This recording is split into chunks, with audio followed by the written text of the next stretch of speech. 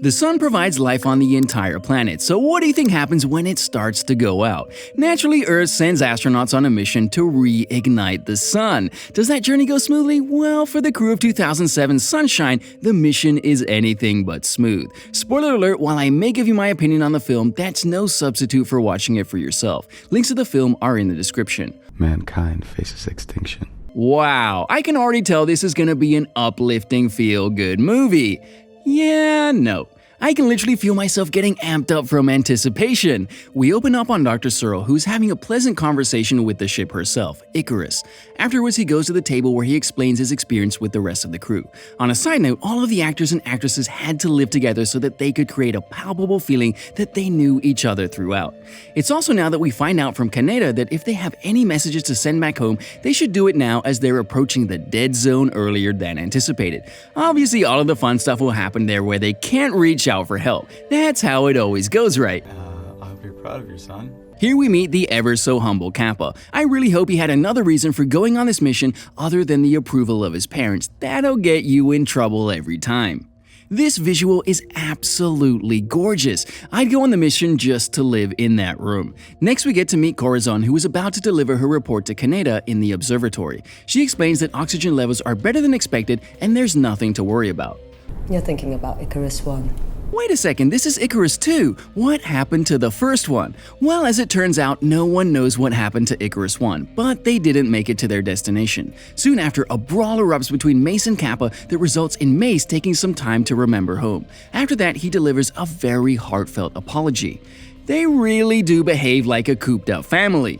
All of the cast members went through space training as well as scuba diving classes. Danny brought the crew aboard a nuclear submarine so they could understand the feeling of living under cramped conditions, and he even had them experience weightlessness in zero-G. Moments later, Harvey gathers everyone so they can listen to a transmission he picked up. It's the Icarus 1. We all know they're gonna investigate it, but we all agree that they shouldn't, right?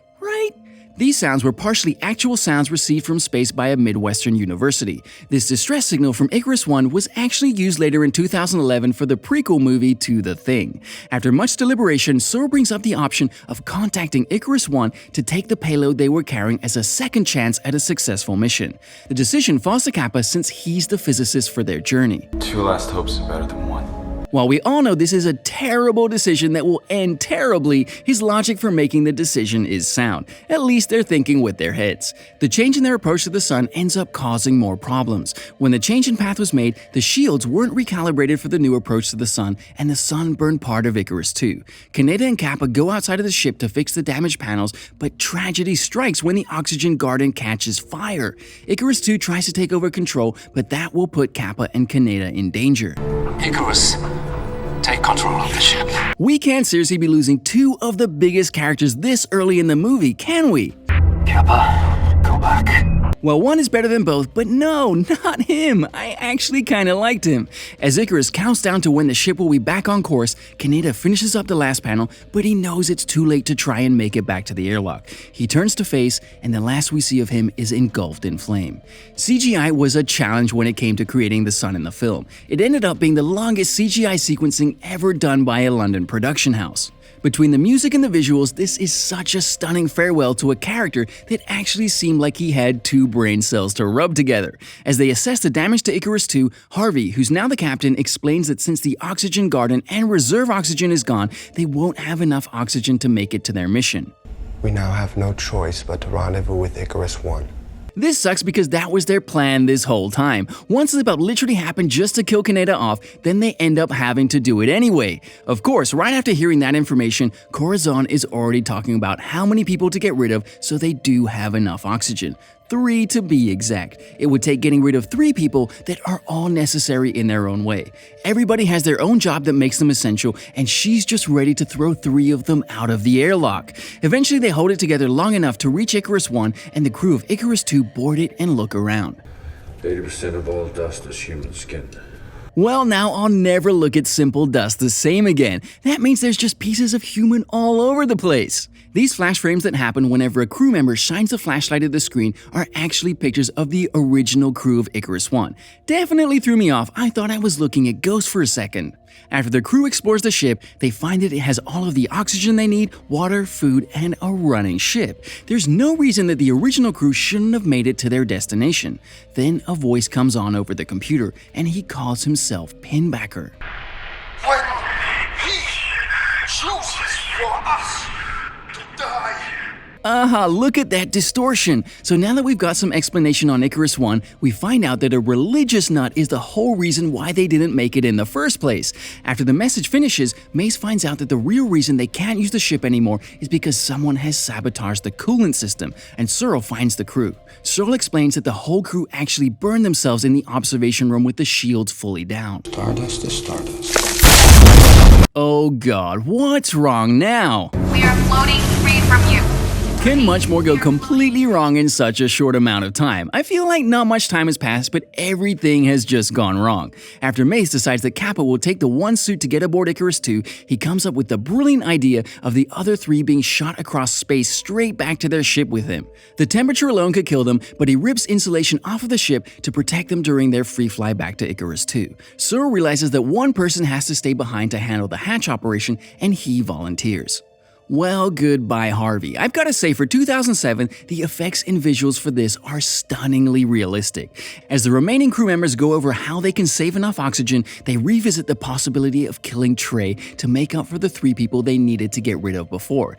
Mace takes it upon himself to kill Trey, but when he goes out to do it, he sees that he won't have to after all. Poor guy has been at risk for that ever since he caused the problems with the new trajectory, but at least none of the crew have to be murderers now. May still blames Kappa for making the initial decision to go off course to investigate Icarus 1, and he makes it very clear to everyone. I just want you to know that this belongs here.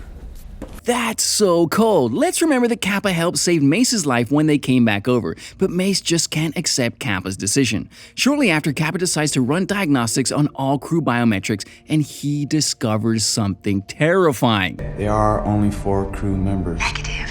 5 crew members. What? Pinbacker's design looks absolutely mortifying, like a burnt sack of potatoes. The last thing you want on your ship to save mankind is a man that thinks he's ready to see God. As Kappa runs from Pinbacker, he finally gets himself locked away from him. But Pinbacker heads for Icarus 2's coolant mainframe so he can repeat what he did on the first Icarus. Later, Corazon discovers that not all of the plants were burnt in the fire, and she asks Icarus to patch her through to the other characters. The sound of the scalpel going into her back was enough to make me go, oh damn. Pinbacker continues on his quest to shut down Icarus 2, and his next step is to cut the power. As Cassie gets up to investigate, she notices Pinbacker coming towards her in the hallway. Mace gets to the control room where he brings back enough power to get in touch with Kappa, who tells him of Pinbacker's plan. Mace takes it upon himself to get into the tank of coolant to try and save Icarus. As Mace reinstills power to Icarus, Cassie takes her shot at Pinbacker. Oh yeah, who knew Cassie was so epic? Mace gets Icarus running a little more, but in order for him to break them out of orbit, he explains to Kappa that he has to do it manually. Mace isn't doing too well, but he forces himself back into the coolant to try and finish all of the repairs. As he tries to get out, his leg gets stuck under the mainframe. People are just dropping like flies at this point, and it's not looking too hopeful for humanity at this point. Kappa burns his way through the airlock that he's been locked behind, and he sends the other door careening into space along with the body of Corazon. As Kappa walks past the body of Mace, he comes to the control panel that will allow him to deliver the payload, but without the option of propelling the ship away, he knows that he will not be able to survive the blast. As the timer counts down, Kappa musters as much strength as he can to make his way to the end of the ship where he watches the bomb float in front of the sun. This is just stunning. Between the visuals and the music, I'm so amazed. As the boosters on the bomb go off, we see Icarus explode and burn from the sheer force of the payload. Once Kappa gets on board the payload, he rushes to the controls so he can set it off manually. Before he can make it, Pinbacker grabs hold of Kappa and tries to strangle him over the abyss, but that doesn't work out. Why can't he just die? Once they come to a stop, Cassie tells Kappa to finish the mission, and Kappa makes it to the detonator of the bomb. I swear, I think every single way people have died in this movie are some of the absolute worst ways to go. They just look excruciating and nightmarish. Back on Earth, Kappa's sister receives the message he sent before they entered the dead zone, and the sun shines radiantly across the planet, a sign that they did in fact complete their mission. All in all, this film is a masterpiece to be sure. The all-star cast is phenomenal, and the effects are mind-boggling, especially for the time the film came out. From a pure entertainment standpoint, Sunshine is a gem for sure. I highly recommend this movie, and hopefully you'll enjoy it just as much as I did. Thank you so much for watching this video, and I hope you enjoyed it. Don't forget to like and subscribe if you'd like to see more videos like this one. Definitely give the movie a shot, and don't forget to comment what you think I should watch next. I'll see you in the next video.